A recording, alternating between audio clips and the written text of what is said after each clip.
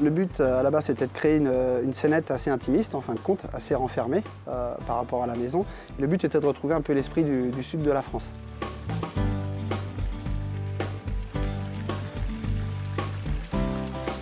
Il y avait un autre critère aussi assez important, c'était la fontaine. On voulait donc un point d'eau.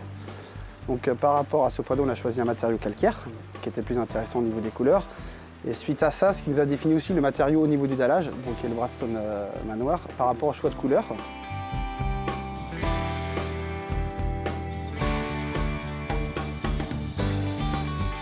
On a essayé de dégager de l'espace aussi par rapport à la végétation, parce que dans le jardin sud, il y a énormément de végétation.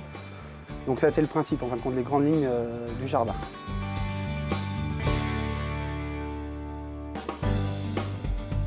Alors le choix des formes de décroché, je voulais tout de suite me décaler, ça pour moi c'était important.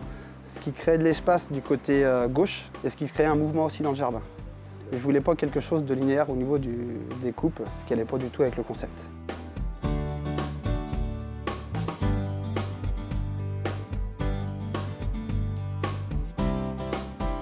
Alors le but de créer une petite terrasse en fond, c'est que déjà on avait deux bâtiments, donc c'est créer un point de vue entre les deux.